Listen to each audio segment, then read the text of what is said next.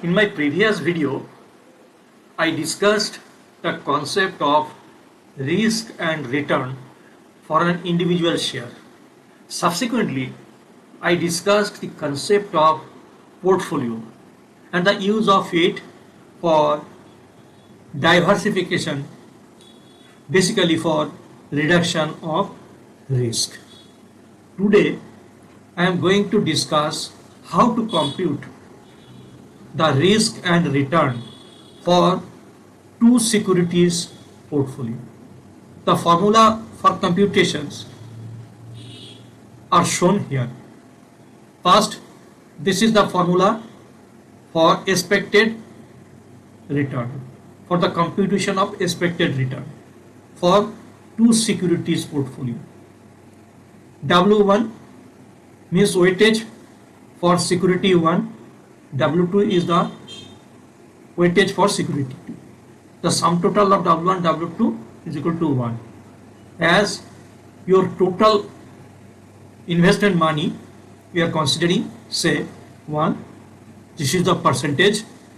Say this may be 25%, then definitely the investment in other share, that is in share 2, will be 75%. In this way, the sum total will be 1.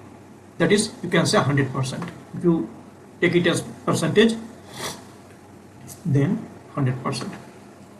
And R1 is the return from security 1 and R2 is the return of security 2. How to compute the return, that we have already learned in my previous video. If you have any doubt, then you can check for that. Next, how to compute the risk. This is the formula. W1, W2, sigma 1, everything is narrated here. Sigma 1 square means variance of returns for security 1. And if you square root it, that means sigma 1 only will be represented as standard deviation. And sigma 2 square is the variance for security 2. And if you square root it, then sigma 2 is represented as standard deviation. W1 and W2 I have already mentioned, the meaning is same. And R12 is the correlation coefficient between the returns of security 1 and security 2. So variance is a statistical tool we know which is used here for determining the risk. Sometimes you will represent it also by standard deviation. It is nothing but the square root of variance. This is the standard deviation of the portfolio. This is the square root of the variance. So this is the formula. You can use another formula also, because in your problem sometimes instead of correlation you will get directly the covariance for the securities 1 and 2. Then you will use this formula. That's why I have given this formula also. Okay. Now the formula part is over. For practical application, I am showing you one problem. This is the problem for which you have to compute the standard deviation. Suppose the data is given as follows. For two companies, the returns for 10 years are given. The year-wise returns are presented here. You know how to compute the return year-wise, that I have already discussed. Now we are taking the value only. For the company ABC, the returns for first year is 37%, fifth year is 18%, seventh year is minus 5%. That means that year not profit loss. In this way, the year-wise return for ABC company is given here. And for the company DEF, similarly the returns are presented here. You are evaluating for this investment in two companies. The question is, you have to calculate the standard deviation of the return for each company first.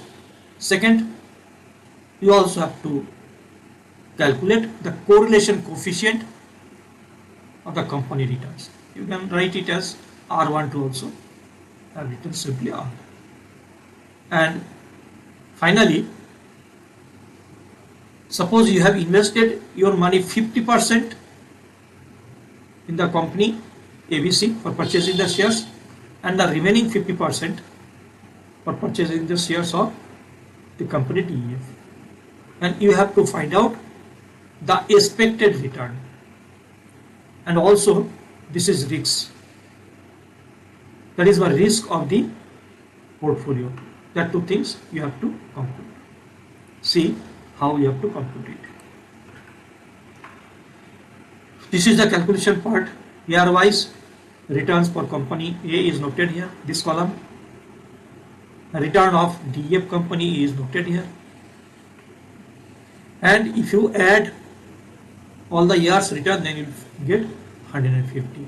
As number of years is 10, you divide this by 10, then this is the average return for company ABC. For company DEF, similarly the average return will be this 15%. And this is the column. Here it is calculated xi minus x bar square. This is the deviation from the mean value. For each return, this is the square of it. I am showing the small amount I am taking. 18, the mean value is 15. 18 minus 15 is equal to 3, square is 9. In this way. So this is 21 minus 15, that is 6, and the square is 36. In this way, all the deviation square have been noted here, and this is the sum total. For yi minus y bar square, similarly all the deviation square values are noted here. This will be used for finding out the value of standard deviation. I am showing small one. This is, say, for y it is 18 and the mean value is 15. That's why the square of it 9 in this way. And this is the sum total of the yi minus y bar square sum total. And this is the deviation value. Actually, this value will be used to find out the covariance. This is xi minus x bar into yi minus y bar. I am taking, say, this one. Xi minus x bar, that is 21 minus 15 is 6 into 18 minus 15 is 3. That means 6 into 3 is 18. In this way, all the multiplication values are noted here, and this is the total value, that is sigma of xi minus x bar into yi minus y bar. And this will be used for finding covariance. Standard deviation, if you calculate, this is the sum total. This is divided by n is 10 and root over it, and you will get this one. You can check it. We know that is summation of xi minus x bar square divided by n, and square root of it is the standard deviation. In this way, you can also calculate the standard deviation, which is this. Correlation coefficient is this. I will show you the formula in different videos. I have already done it. I will show it. And this is the expected return. 0.5 W1 into R1. R1 is 15. W1 is 0.5. 50% means 0.5 plus again 50%, because this is 50. This plus this will be 1. If it is this is 0.3, then it will be 0.7, like that. So 0.5 into 15. Coincidence, the return is same and the proportion is also same. The return is again 15%. This is the expected return. And if you put all the values in the portfolio risk formula, then you will get this value. So you will compute. This is your own task, you can say. Just put the values in the formula, then you will get this value. So this will be the answer to solve the problem.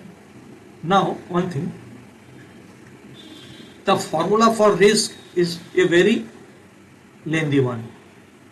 Sir, it is very difficult to keep in memory. No, not at all. There is a simple process by which you can easily keep in your mind. If it is a 2-stock portfolio, 3-stock portfolio, whatever, 4-stock portfolio, you need not to keep in your memory this lengthy form. This is a technique by which you can form it. How?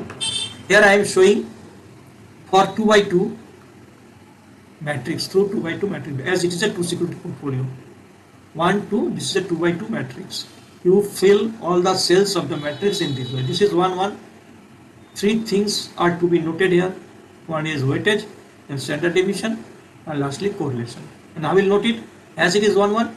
That's why weightage W1 W1, standard deviation sigma 1 sigma 1, and correlation R11 in this way. I am showing you here. This is 1 and 2. This cell is 1 and 2. W1 W2 sigma 1 sigma 2 and R12. I am showing this one also. This is 2 2. That's why W2 W2 sigma 2 sigma 2 R22. And this is same logic what I have already mentioned. 2 1. That's why W2 W1 sigma 2 sigma 1 R21. In this way you will fill all the cells. Now I am writing the values here. The first one is W1 square sigma 1 square.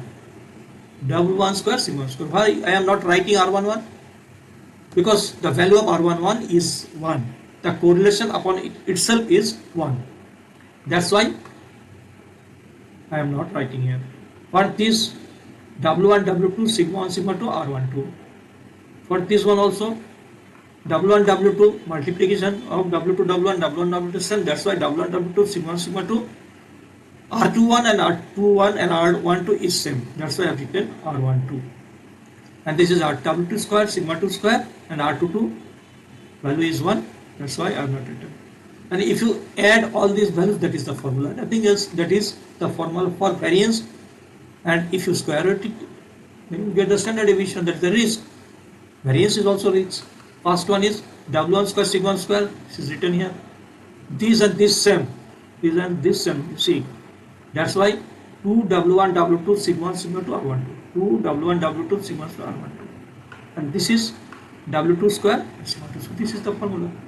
If you did with 3 security portfolios, then you have to use 3 by 3 matrix in this way. So I am not discussing 3 by 3 here. I will discuss later on. So this is the whole thing I have discussed today. I have already discussed how to compute the risk and return for 2 security portfolio with the help of this example. Only the calculation I have shown you, I have done. You use the formula directly. That is your fault. And you will get the result. Okay. Thank you. And in my next video, I will discuss different situations for the 2 securities portfolio for application.